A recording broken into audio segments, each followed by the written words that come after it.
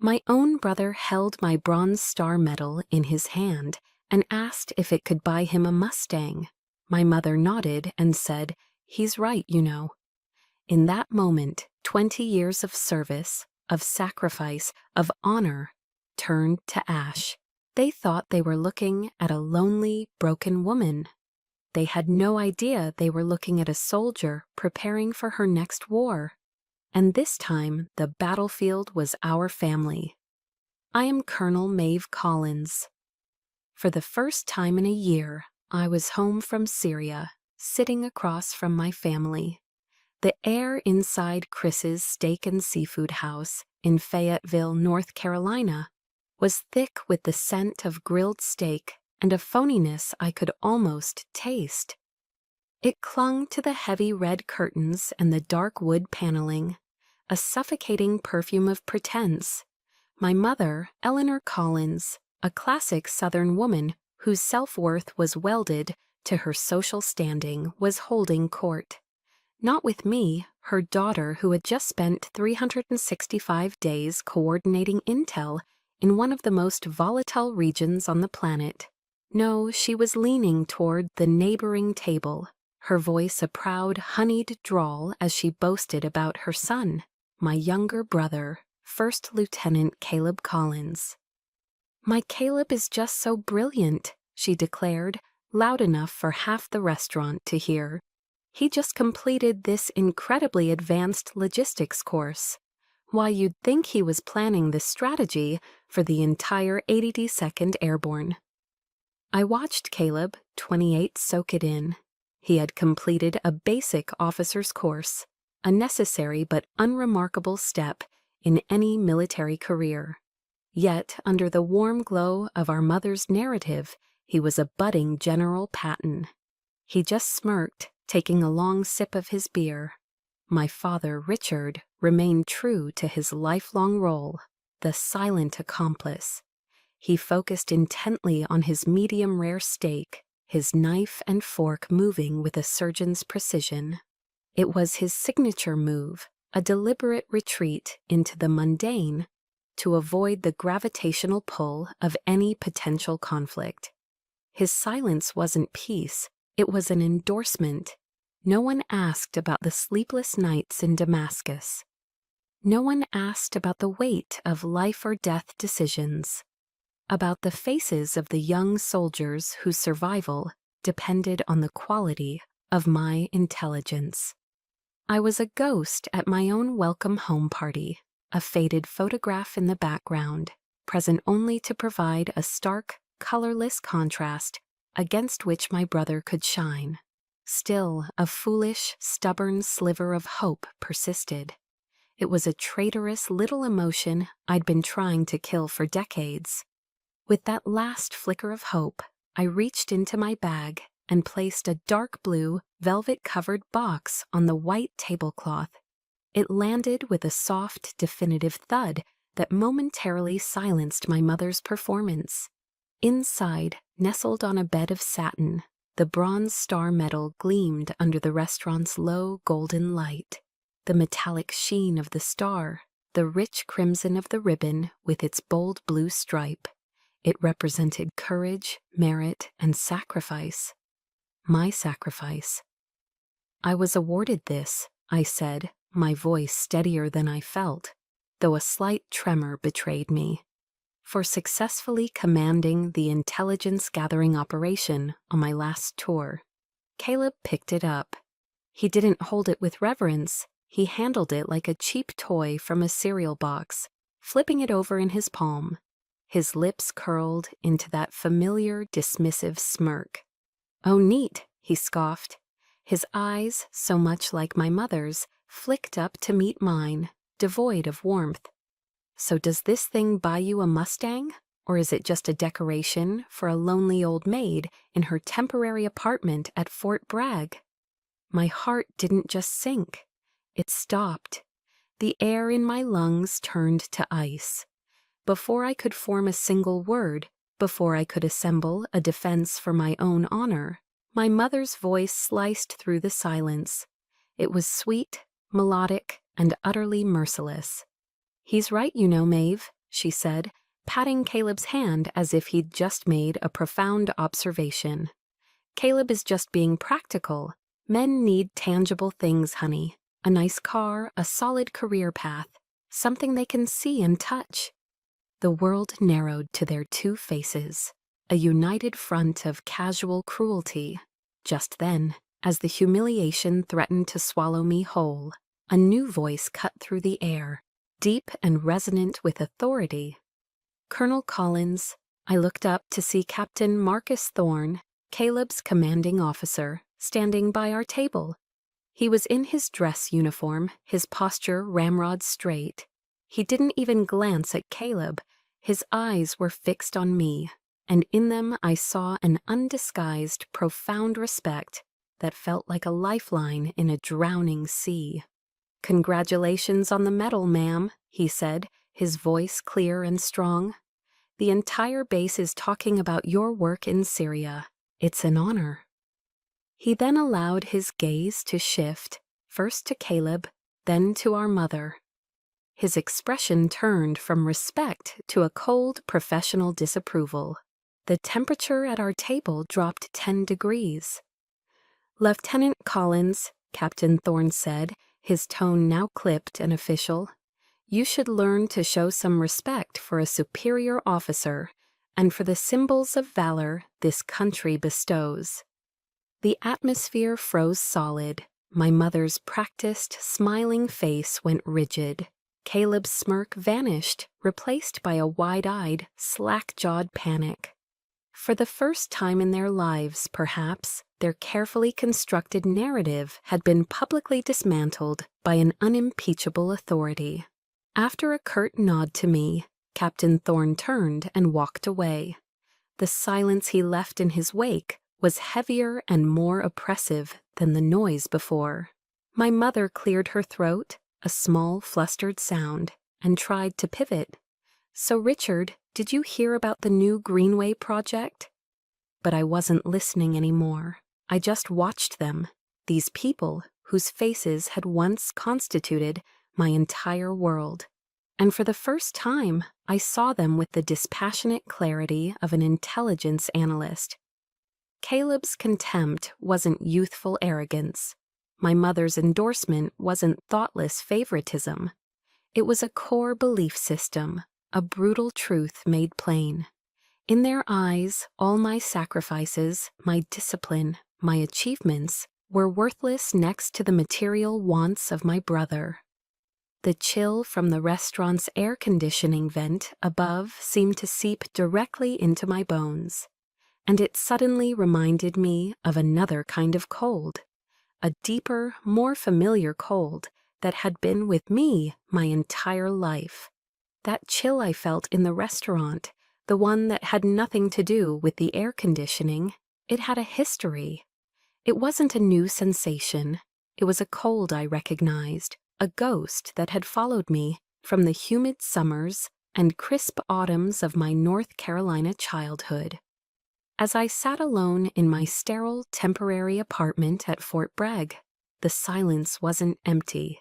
It was filled with the echoes of every time I had been made to feel small, invisible, and inconsequential. The cold smelled of candle wax and pine boughs on Christmas Eve at the First Baptist Church. I was 15, and I had spent the entire week before the annual potluck perfecting my grandmother's secret pecan pie recipe. I'd followed her handwritten notes on the faded index card, the ones stained with butter and thyme, until the crust was perfectly flaky and the filling was a rich, gooey caramel. My pie, golden and glistening, sat proudly on the long fellowship hall table, among the green bean casseroles and honey-baked hams. I watched with a thumping heart as Pastor Adams took a bite, his eyes widening in delight. "My goodness, this is heavenly," he boomed, his voice echoing off the high ceilings. "Who is the master baker behind this masterpiece?" I felt a surge of pride and took a small step forward, ready to claim my moment. But before I could open my mouth, my mother's arm snaked around Caleb's shoulders. He was only 9, more interested in sneaking another sugar cookie than in my culinary triumph. "That would be my Caleb," she announced to the pastor, her smile radiating a false maternal pride. "He's so clever with his hands, you know, just like his father." Caleb, his mouth already full of my pie, just shrugged and gave a little grin. And just like that, I was erased. I stood there, a phantom in a red Christmas sweater. The joyful notes of "O Holy Night" from the choir practice room feeling like a mockery.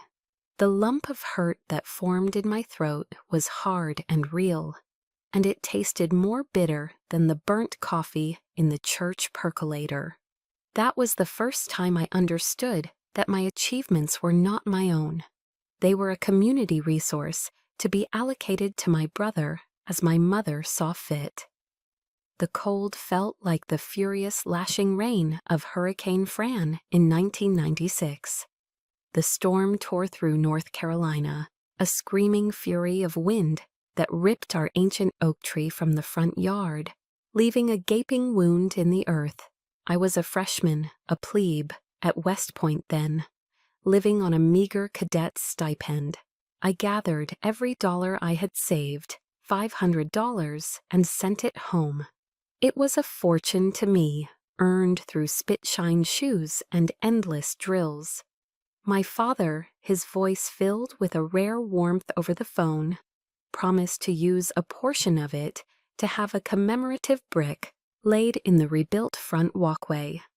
"So everyone knows the Collins family has 2 children serving this country," he'd said, and my heart had swelled with a sense of belonging, of being part of a legacy. But when I came home on leave that spring, the marble paver set in the new concrete path had only a single line of gleaming gold script, "Caleb Collins." I stared at it, the absence of my own name a physical blow. My father saw my face and shifted uncomfortably, avoiding my eyes. "Well, Maeve," he stammered, polishing his glasses, "a son's name just sounds stronger, more permanent. The future of the family name rests with him, you see." He said it as if it were a simple, unavoidable fact of nature, like gravity or the rising sun. In his world, I was temporary. A daughter serves, a daughter leaves, a son endures. The storm outside had long since passed, but the one inside me was just beginning to gather strength. A tempest of resentment that would rage for years. Amidst those bleak, gray memories, there was one pinpoint of light, one warm place in the landscape of cold shoulders. My grandfather. He was a Marine, a veteran of the brutal fighting on Iwo Jima, and his eyes saw things other people missed. He was the only one who ever truly saw me. I remember one lazy summer afternoon, I was moping on the back porch, devastated because Caleb had accidentally dismantled the model volcano I'd built for my science fair project. Granddad came out and sat beside me on the wooden steps, the air thick with the scent of cut grass and his Old Spice aftershave. He didn't scold Caleb or offer empty platitudes. He just pointed a weathered finger toward the vast blue Carolina sky. "Look up there, Maeve," he said, his voice a low, gravelly rumble. "Don't you ever let the small clouds block out your whole sky. You were forged from starlight, kid. Don't you ever forget it." His words became my anchor. In the lonely barracks at West Point, on desolate forward operating bases, during every moment I felt overlooked or dismissed by my family, I would hold on to that phrase, "forged from starlight." It was a secret identity, a source of strength only I knew about. But my grandfather was gone now, buried with full military honors years ago. And with him, it felt like that anchor had rusted away, leaving me adrift. And so I came back to the present, back to my apartment at Fort Bragg, the cold weight of the Bronze Star in my palm. My grandfather's words echoed in the silent room, You were forged from starlight. But for so many years I had allowed the clouds named Eleanor and Caleb to eclipse my own light. I had fought enemies of the state, planned campaigns, and led soldiers on foreign battlefields.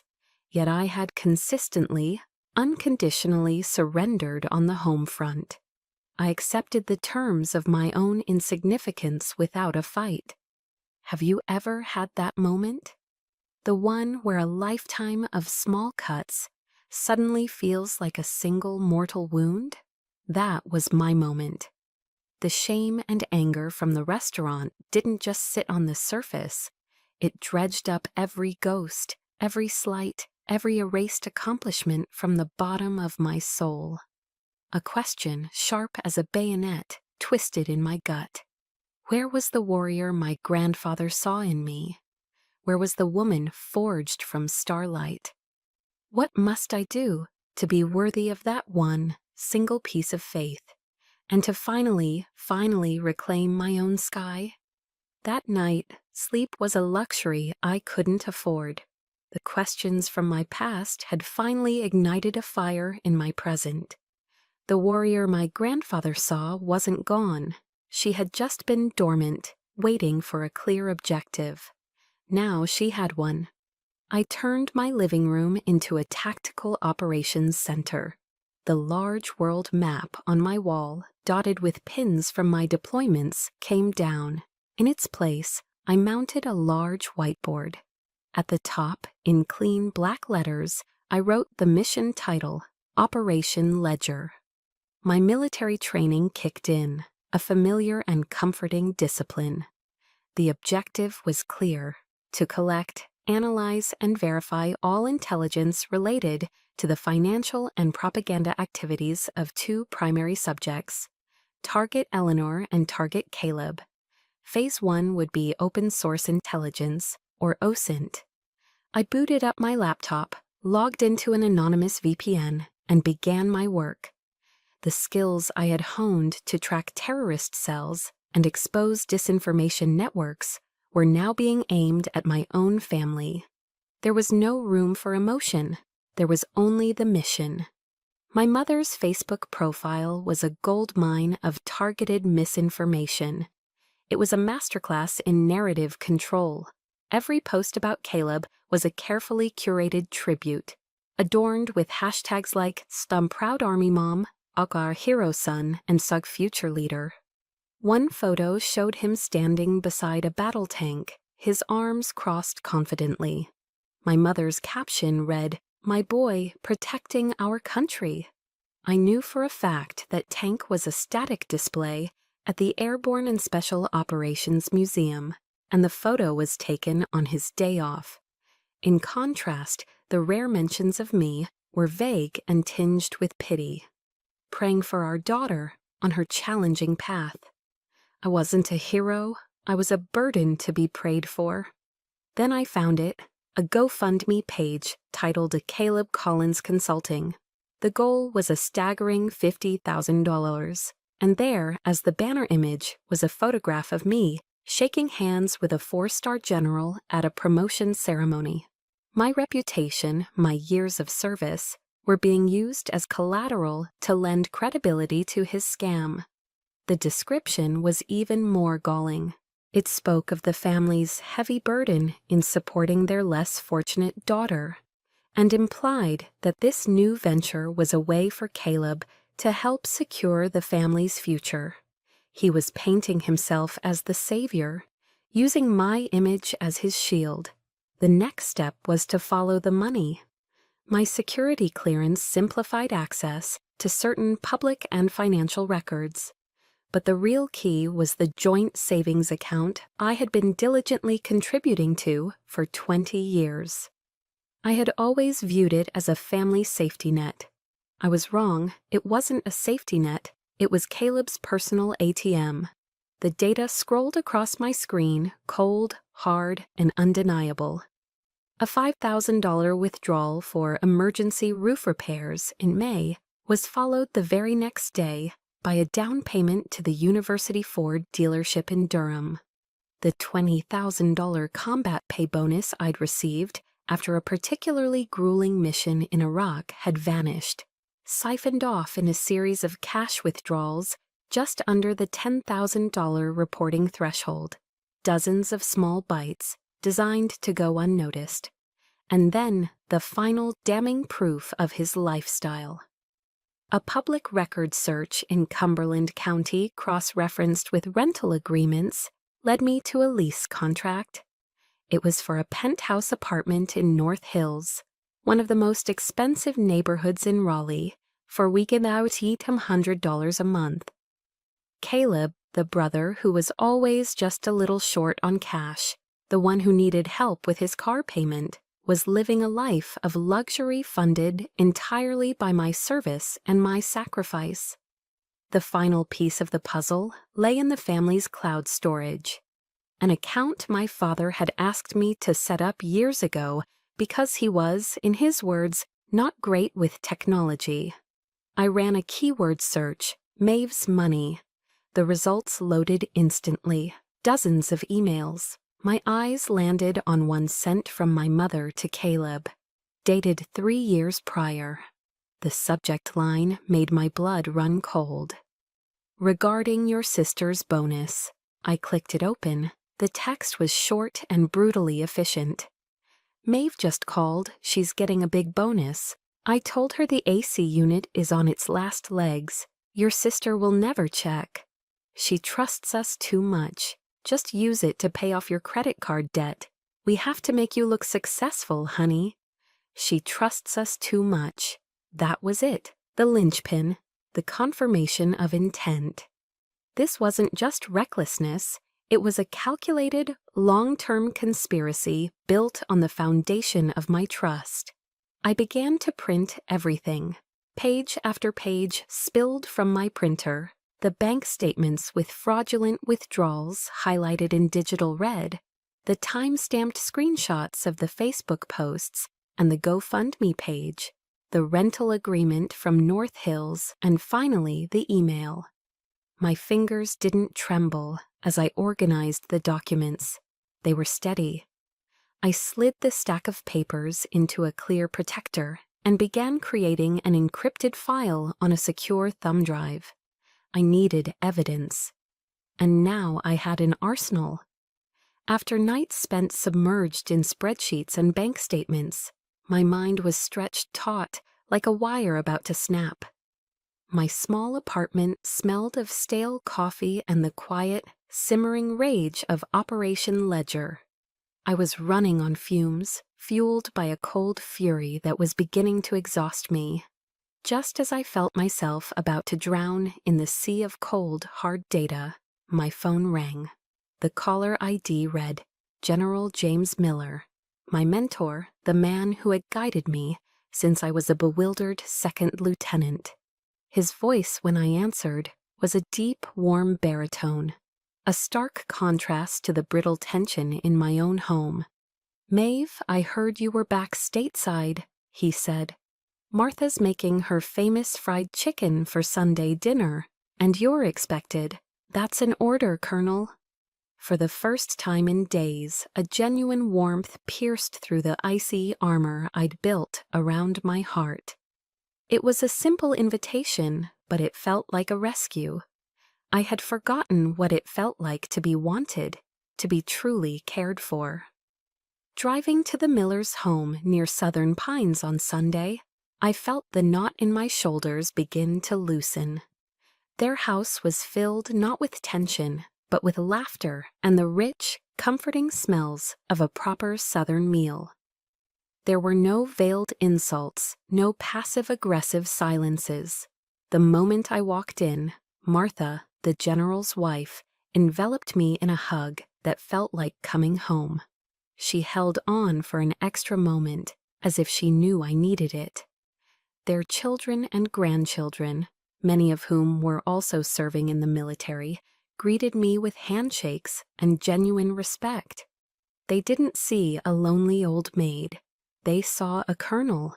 They asked about Syria, not with the gossipy curiosity of my mother's friends, but with the quiet understanding of fellow soldiers. Your work over there saved a lot of our people, Maeve. We read the reports, General Miller said, his voice resonating with a pride that my own father had never been able to muster. He placed a heavy hand on my shoulder, and the simple, affirming gesture almost brought me to tears. We sat around a large wooden table, passing platters of crispy fried chicken, creamy mashed potatoes, and savory collard greens. The conversation was easy and light. They talked about football, about weekend plans, about funny stories from their own time in service. There was teasing, but it was affectionate. There were disagreements, but they were resolved with respect. This was a family, a unit, a place where service was honored, not commodified. Later, as the sun began to set, the general and I sat on the back porch, looking out over a meticulously cared-for garden of roses and hydrangeas. The air was cool and smelled of damp earth. "Something's weighing on you, Maeve," he said quietly, not looking at me, but at the horizon. "You look like a soldier who's just come through a battle, but I don't think it was the one in Syria." My first instinct was to lie, to put on the stoic, unbreakable mask of Colonel Collins. "I'm fine, sir, just readjusting." But as I looked at his kind, knowing eyes, the walls I had so carefully constructed began to crumble. I couldn't bring myself to unload the sordid details of my family's betrayal onto this good man. So I gave him the only truth I could. "Sometimes, sir," I said, my voice barely a whisper, "the hardest battles are the ones fought on the home front." He didn't press. He simply nodded, his gaze unwavering. He placed his hand on my shoulder again. "Just remember, you're not alone in this fight, Maeve. You call me if you need reinforcements." Driving back to Fort Bragg, a sense of peace settled over me. The kindness of the Miller family was a balm on a raw wound, a temporary anesthetic. But as I pulled into my parking spot, my phone buzzed on the passenger seat, shattering the calm. The screen glowed with a single dreaded word: Mom. I took a deep, fortifying breath before answering, bracing myself for impact. Her voice was syrupy sweet, a tone I had learned to associate with an incoming request. "Maeve, darling," she began, "I have a little favor to ask. You know your brother has such a wonderful mind for business, but he just needs a little capital to get started. I've set up that GoFundMe page, and I was wondering, could you share it with some of your high-ranking friends? Just one click from you could change Caleb's entire future." The warmth from my evening with the Millers evaporated the moment my mother's voice, dripping with saccharine sweetness, came through the phone. It was a calculated, coordinated offensive, a multi-pronged attack on my resolve. Her call was just the opening salvo. I gripped my phone, the cool plastic a stark contrast to the heat rising in my chest. "Mom, I don't think that's a good idea," I said, my voice dangerously calm. I was channeling every ounce of my military discipline to keep it level. Using my rank and military connections for personal gain is a direct violation of the Uniform Code of Military Justice. It's unethical. A laugh, high-pitched and dismissive, erupted from the other end of the line. It was the laugh of someone who sees rules as mere suggestions. "Oh, Maeve, don't be so rigid. This is for family. It's not a big deal, just a few introductions. Imagine if you mentioned Caleb's project to General Miller. He'd help in a heartbeat. You're a colonel, for heaven's sake. It's time you used that power for something useful." A wave of bitter nausea washed over me. The something useful she meant was her son's fraudulent scheme. They didn't just want my money anymore. They wanted my soul. They wanted me to wager my entire career, my spotless record, my very honor on a lie. She wasn't just asking for a favor, she was asking me to become her accomplice. 2 days later, the next wave of the assault arrived at my doorstep. Caleb appeared, looking like a lost puppy. The usual arrogance was gone, meticulously replaced by a crafted look of pathetic dejection. His shoulders were slumped, his expression forlorn. "Maeve," he began, his voice soft and wounded, "I know you're mad at me, but I'm really trying here. I have this great business plan, but nobody will give me a chance." He looked up at me, his eyes wide and pleading. "Mom's right. A word from you could change everything. You're the only one who can help me. Do you really want to see your own brother fail?" He was using the puppy dog eyes, a technique he had perfected since childhood. But this time, the performance was transparent. I didn't see a misunderstood young man. I saw right through the cheap theatrics. I saw a lazy grifter attempting to leverage my life's work to create his own easy, unearned path. I saw the rot at his core.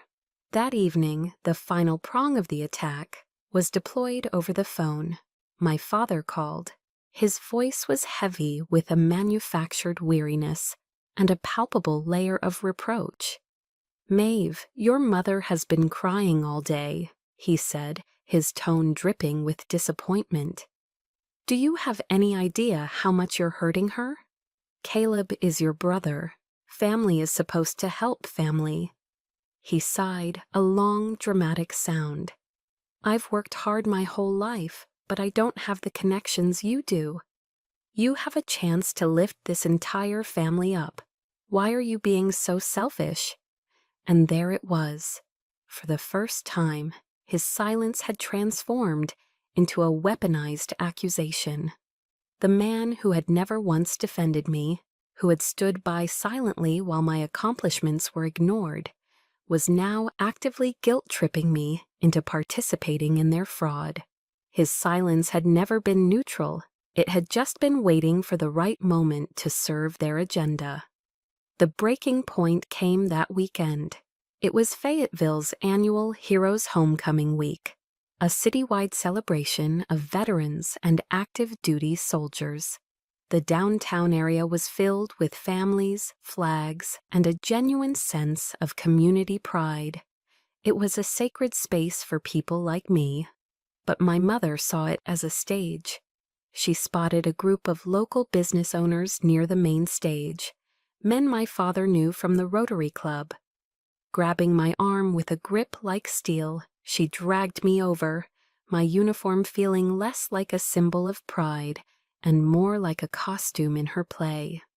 "Gentlemen," she announced, her smile bright and wide, "I'd like you to meet my daughter, Colonel Maeve Collins." She paused for effect, letting them take in my rank. Then, before I could even say hello, she pivoted seamlessly. And she is so proud, just completely supportive of her brother Caleb's new business venture. With a theatrical flourish, she produced a stack of business cards from her purse, Caleb Collins Consulting, and began handing them out with the practiced grace of a seasoned saleswoman. I stood there, frozen, a prop, a silent uniformed mannequin, being used as a living endorsement for their lie. I was paraded in front of the very community I had sworn to serve, my integrity being bartered away. In the shadow of a banner that read, "Thank you for your service," I was being used as a tool to deceive.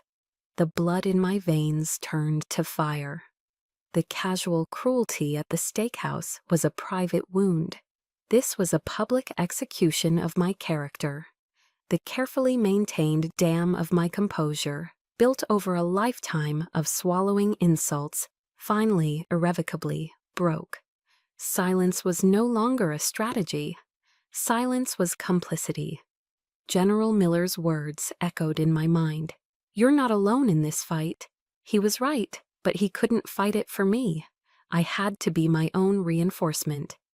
A cold, hard clarity settled over me, cutting through the noise and the humiliation. What is the truth? I asked myself. the question a silent vow in the noisy square. And who gets to tell it? I looked from my mother's triumphant smile to the cheap, glossy business card in a stranger's hand. And I knew the answer: me. After the humiliating spectacle at the Heroes' Homecoming event, a cold dread settled in my gut. I knew there was one last dreadful suspicion I had to verify. There was a loose thread from my financial review, a $2,000 transfer I'd made months ago, that didn't add up. With a deep breath, I dialed my Aunt Carol in Asheville, my mother's younger sister. After a few minutes of pleasantries about her garden and the weather, I steered the conversation carefully, my voice a mask of casual concern. "Aunt Carol," I asked, "how have your eyes been? Did the cataract surgery a few months back go well?" A confused silence met me from the other end of the line. It stretched for a few seconds, thick with misunderstanding. "Surgery, honey. What surgery?" she asked, her voice filled with genuine puzzlement. "Your mother, Eleanor, told me you were having some financial troubles, so you couldn't send the money just yet. She even told me not to bother you about it, said you had enough on your plate. Poor thing, I felt so bad for you." My heart felt like it was being squeezed in a vice. My breath caught in my chest, a sharp, painful gasp. The $2,000 I had sent, the money I'd earmarked specifically from my hazardous duty, pay for her surgery, had never arrived. They had intercepted it. They had stolen from their own family. But that wasn't the final blow. The final blow came next, wrapped in a blanket of misplaced gratitude, and it was the one that knocked the air from my lungs. "But thank goodness for that sweet boy Caleb," she continued, her voice brimming with affection. "He is just the kindest soul. When I told him I couldn't afford the initial consultation, he loaned me $500 right then and there. He said once his new company takes off, he'll cover the whole procedure for me." I had to grab the edge of my kitchen counter to keep myself from collapsing. The room tilted. The sheer calculated depravity of it was breathtaking. They didn't just steal my money, they had stolen it, then constructed an elaborate lie about my financial failure to cover their tracks. Then they had used a fraction of my own money to rebrand Caleb as a benevolent, self-made savior. They had weaponized my compassion to defraud their own family, an elderly woman in need of medical care. This wasn't the behavior of a dysfunctional family. This was the behavior of vultures, circling and picking clean the bones of anyone they perceived as weak or trusting. That night, I sat in the dark.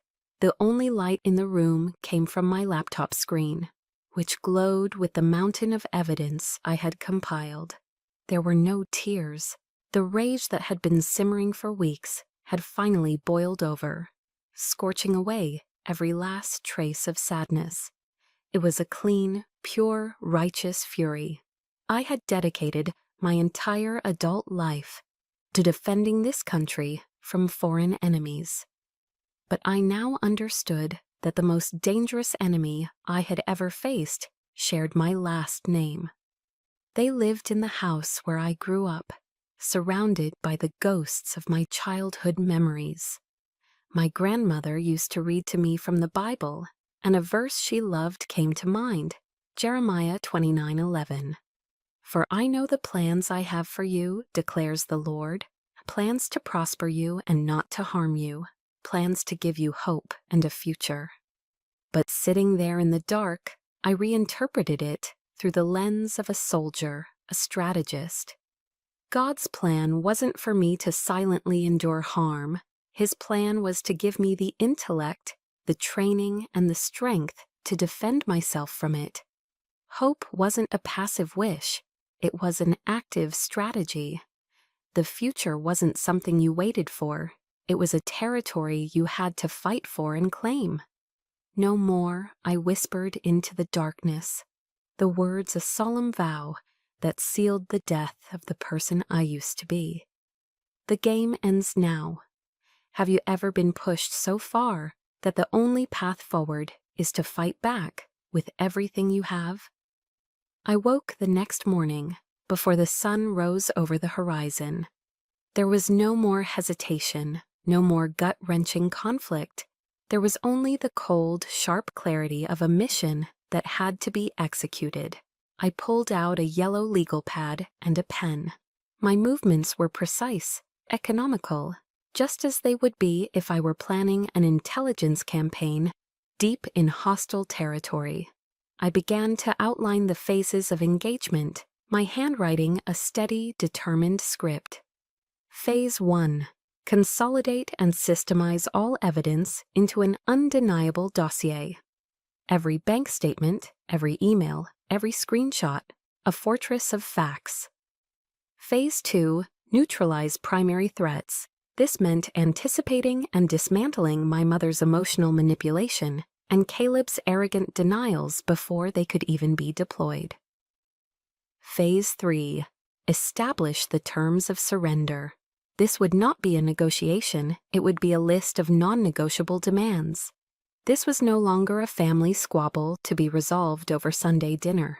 This was a war, and I would use every weapon in my arsenal to win it. The next morning, I drove to the FedEx office on Skibo Road. The sun was just a pale disk in the hazy Carolina sky, promising a heat that hadn't yet arrived. I walked through the automatic doors, no longer a wounded daughter seeking sympathy. I was an intelligence officer compiling a case file, and this sterile, brightly lit copy shop was my armory. From an encrypted USB drive, a device that held the digital ghosts of their betrayal, I began to print. Page after page slid into the tray with a soft whir, each one a testament to their long and meticulous campaign of deceit.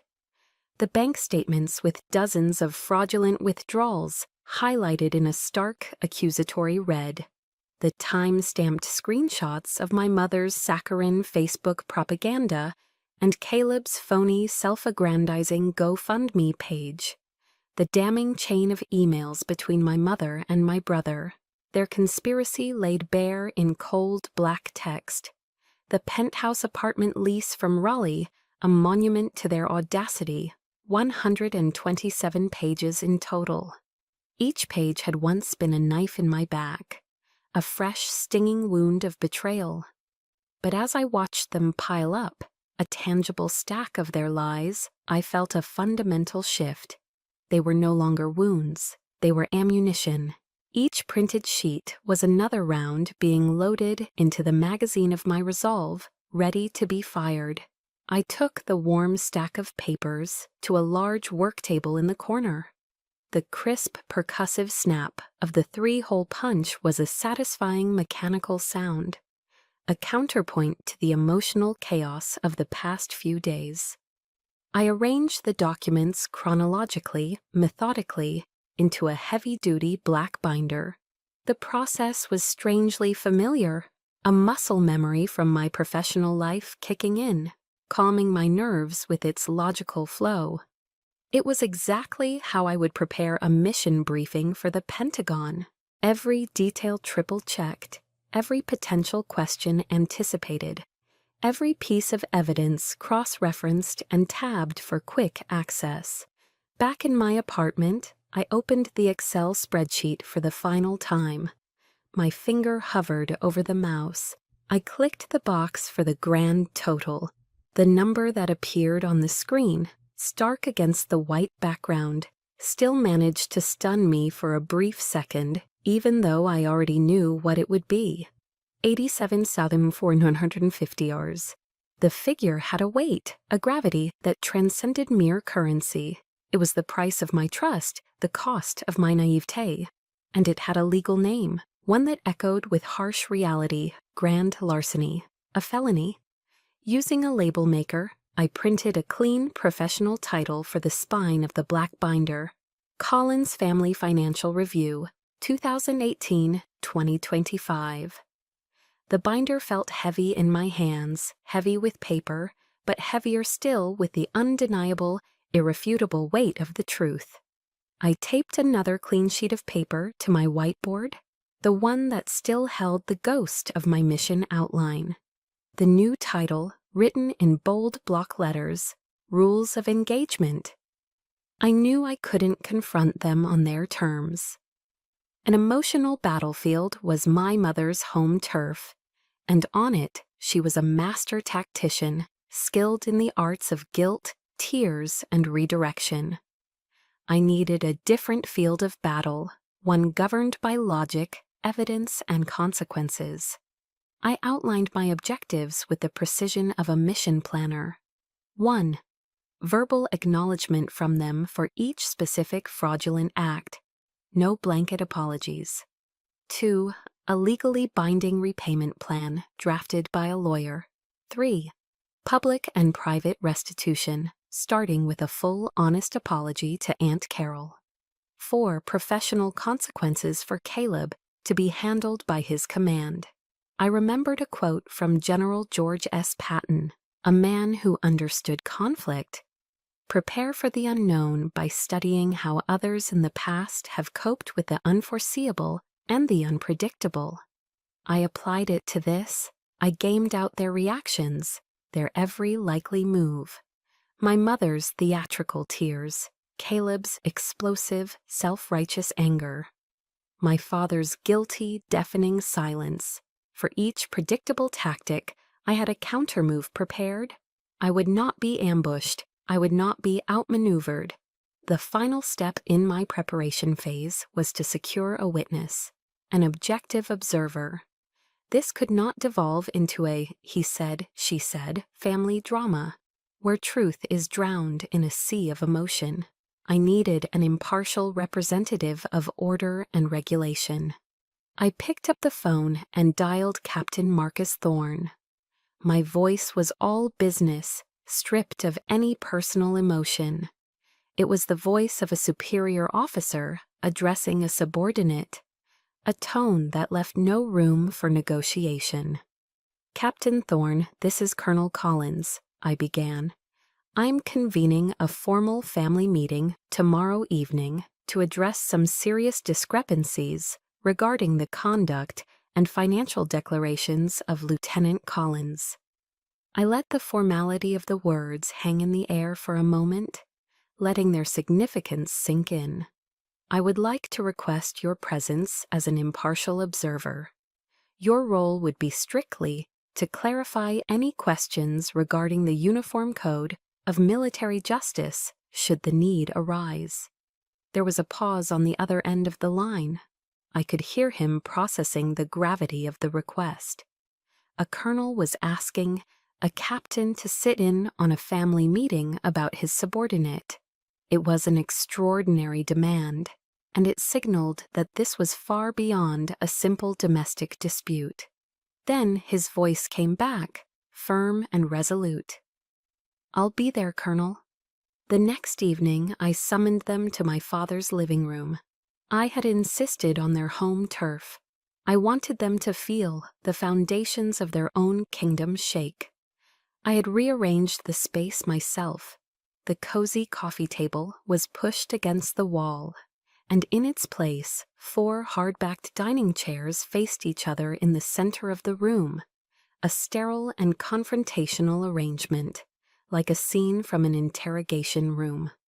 There was no television on, no snacks laid out, no pretense of hospitality. The only sound was the low hum of the air conditioner and the ticking of the grandfather clock in the hall, counting down the seconds to detonation. They trickled in, uneasy. My mother, Eleanor, surveyed the scene with a frown, her arms crossed defensively. "Well, what on earth is all this, Maeve? Why so serious?" she asked, her voice tight with annoyance. Caleb, ever the performer of nonchalance, slouched into a chair and immediately buried his face in his phone, projecting an aura of profound boredom. My father, Richard, avoided looking at anyone, his gaze fixed on a single invisible mark, on a coaster on the end table. They arrived expecting a lecture, perhaps another emotional outburst they could dismiss. They had no idea they were walking into a briefing, a court-martial, and they were the targets. I let the tense silence stretch for a full minute before I spoke. Then I placed the heavy black binder on the floor beside my chair and stood. We are here tonight to audit a series of irregular financial activities that have occurred over the last 7 years, I began. My voice was flat, devoid of emotion, the same tone I would use to brief a commanding general. I looked at each of them in turn. The total sum of the discrepancy is $87,450. My mother's jaw tightened. Caleb didn't even look up from his phone.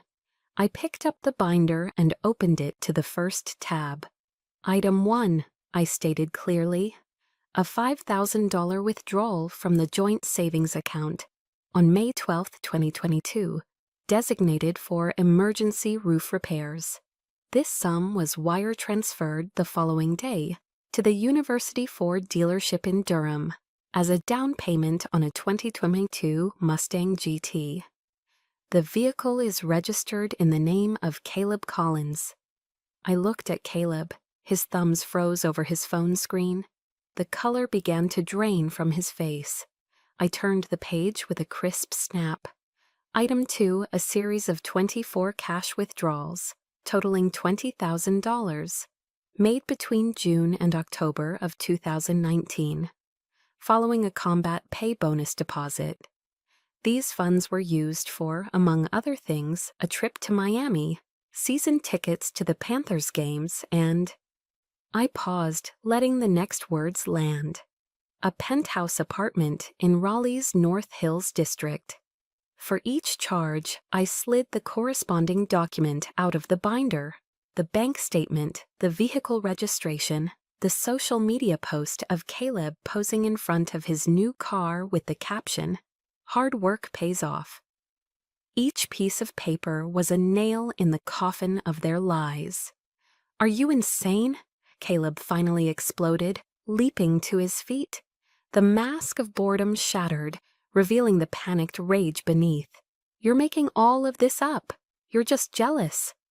My mother's performance began on cue. Her eyes welled up with practiced tears, her lower lip trembling. "Maeve, how could you? How could you treat your own brother this way, after everything we've done for you?" Her words were cut short by the sharp, sudden chime of the doorbell. The sound hung in the air, an unexpected interruption to their script. "Dad, get the door," I said, my voice unchanged. My father, looking startled, moved awkwardly to the door and opened it. Standing on the threshold, silhouetted against the evening light, was Captain Marcus Thorne. He was in his immaculate Class A uniform, his cap held respectfully in his hand. The contrast between his crisp official presence and the casual disarray of my family was jarring. He nodded once, a gesture of formal respect to me, then stepped inside and stood at parade rest in the corner of the room, a silent, authoritative statue. Caleb froze mid-rant. He stared at his commanding officer, his face turning a pasty, bloodless white. All the bluster, all the indignation died in his throat. He sank back into his chair as if his strings had been cut. The living room was no longer a living room. With Captain Thorne's presence, it had become a courtroom.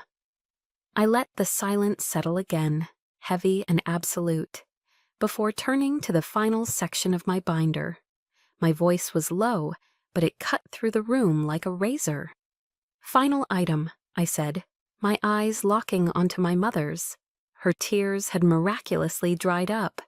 $2,000 transferred to my Aunt Carol for her cataract surgery. I looked at my father, who flinched as if struck. This money never arrived. Instead, Aunt Carol was informed by you, Mother, that I was experiencing financial trouble. And then Caleb, in a stunning act of generosity, loaned her $500 of my own money. I saw my father physically recoil, shrinking into his chair. That, I knew, was his breaking point, the line he knew they should never have crossed. I closed the binder with a soft, final thud. Then I turned my body slightly to address the uniformed officer in the corner. "Captain Thorne," I said, my voice clear and formal. "Under Article 134 of the Uniform Code of Military Justice, conduct unbecoming an officer and a gentleman, would the act of defrauding a relative, specifically an elderly one, and leveraging a fictitious business funded by illicitly obtained money, be considered a violation?" The question hung in the charged air of the silent room, not needing an answer. It was a verdict in itself, a self-detonating bomb I had just armed and placed in the center of their world, and all we could do was wait for the explosion. My question about the UCMJ hung in the room, a poison gas that choked off all sound. Captain Thorne didn't need to answer. The code he lived by was absolute, and its judgment was clear. The silence that followed was the sound of a dynasty crumbling. Caleb, the golden boy, collapsed into his chair. He buried his head in his hands, his shoulders shaking with silent, desperate sobs. All the arrogance, all the swagger, had been stripped away, leaving only a terrified young man facing the ruin of his own making. My father, Richard, seemed to age a decade in 10 seconds. He stared at the floorboards as if they held the secrets of the universe, his face a mask of profound, hollowed-out shame. He was a man witnessing the consequences of a lifetime of passive complicity. But my mother, Eleanor, was different. When her primary weapon, tears, proved ineffective against my fortress of facts, the faucet shut off instantly. The mask of the heartbroken matriarch fell away, and behind it was something hard, cold, and venomous. Her eyes narrowed into slits of pure, undiluted rage. "What have you done?" she hissed, her voice a low, dangerous whisper. She pointed a trembling finger at me. "After everything we've done for you, after all the sacrifices we made, you humiliate your family like this, in front of a stranger?" I didn't respond. I simply watched her. Her reaction was the final piece of evidence I needed. There was no remorse for her actions, only fury at being caught. She wasn't sorry for the crime, only for the verdict. I felt a wave of exhaustion wash over me, the adrenaline from the confrontation finally receding, leaving a deep, aching weariness in its place.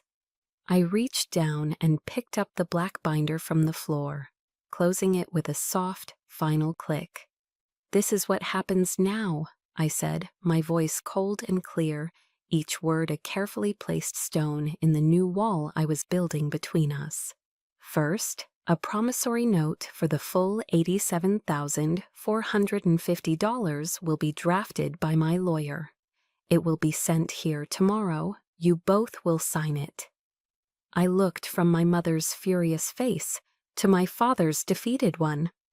"Second, you," I said, my gaze locking onto my mother, "will call Aunt Carol. You will apologize, and you will wire her $2,000 plus interest from your own account today."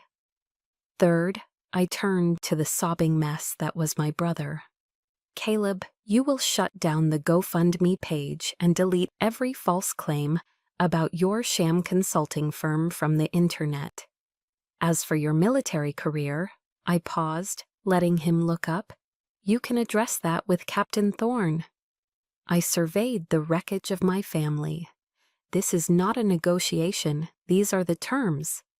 My mother opened her mouth to spit more venom, but I held up a single hand, a gesture that stopped her cold. "Don't," I said, the word a quiet command. "From this moment forward, All communication between us will be conducted via email and will pertain only to the repayment schedule. There will be no phone calls, no text messages, no surprise visits. I took a breath, preparing to deliver the final, killing blow to the relationship that had defined and damaged me for so long. I am no longer your daughter. I am your creditor. I thought of the researcher Brené Brown, whose work had helped me understand the geography of my own pain. I remembered one of her core tenets: clear is kind, unclear is unkind. This brutal, absolute clarity was the kindest thing I could do for myself. It was an act of radical self-preservation. My father finally looked up at me, and what I saw in his eyes was a universe of pain and a dawning tragic acceptance. He understood. Too late, but he understood. He gave a slow, almost imperceptible nod. I turned and walked toward the front door. At some point during the fallout, Captain Thorne had discreetly let himself out, leaving us to the privacy of our own demolition. I did not look back. I would not allow myself to be drawn into the gravitational pull of their chaos one last time. As I opened the front door, I heard it, a single choked sob from my father. It was a sound of pure, unadulterated grief. A small, traitorous part of me wanted to turn around, to offer a word of comfort, but I didn't. I stepped out into the cool, damp Fayetteville night air, and when the front door clicked shut behind me, the sound wasn't an ending. It was a beginning. The battle was over. The long, bloody war for my own soul had just been won.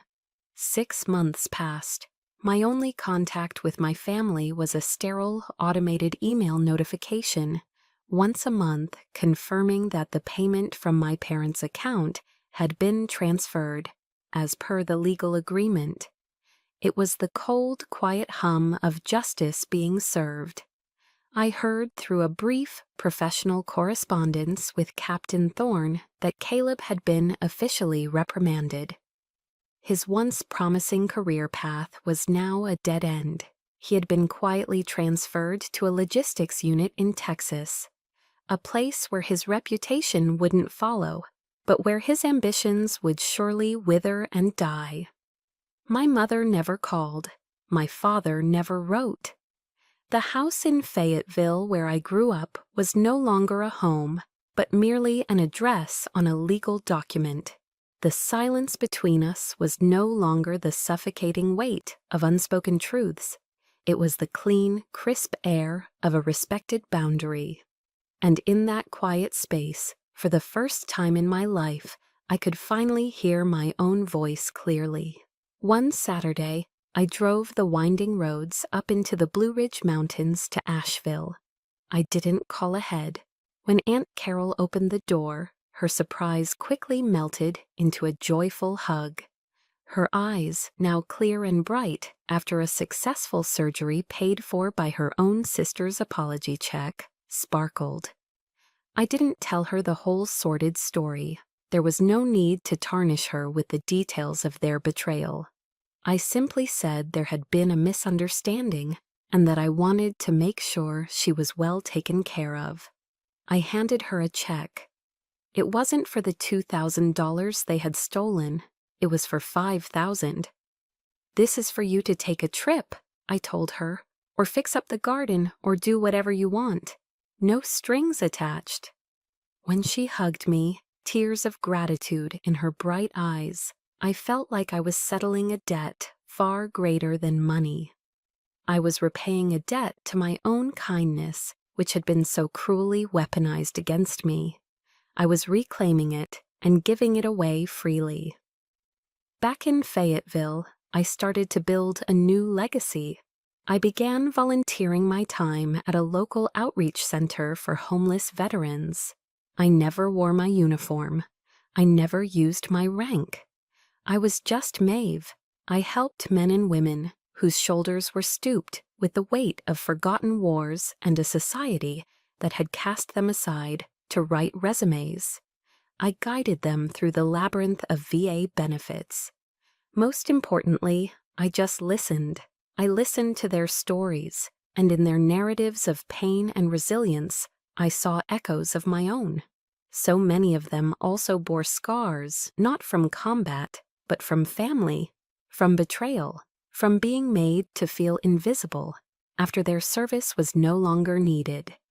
In helping them piece their lives back together, I was also healing myself. I realized the skills the Army had taught me, strategy, logistics, analysis, were not just for fighting enemies. They could be used to rebuild lives, my own included. One morning, long before my alarm was set to go off, I found myself driving east toward the coast. I ended up at Wrightsville Beach, kicking off my shoes and walking onto the cool, damp sand. I sat and watched the sun begin its slow ascent over the vast expanse of the Atlantic Ocean, painting the sky in strokes of orange, pink, and gold. The black binder, my arsenal of truth, still sat in a locked file cabinet in my apartment, but its weight was gone. It was no longer an instrument of war, but simply a historical document, a reminder of a battle I had fought and won.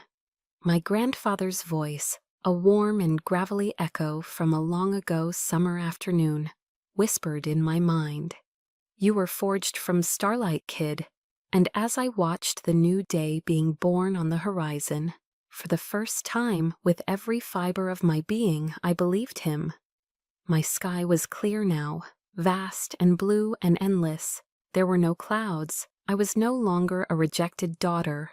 I am Colonel Maeve Collins, a soldier, a survivor, and finally a free woman. My life was just beginning. My story has found its peace, but I know that for many of you listening, your own battles might still be ongoing. You might be facing your own version of a stolen pecan pie, a broken promise, or a moment of public humiliation. Please know this: you are not invisible. Your strength, your sacrifices, and your worth are real, even if the people closest to you refuse to see it. You, too, were forged from starlight. If my story resonated with you, please share your own thoughts in the comments below. Your story matters. And don't forget to subscribe for more stories of resilience and finding your own voice.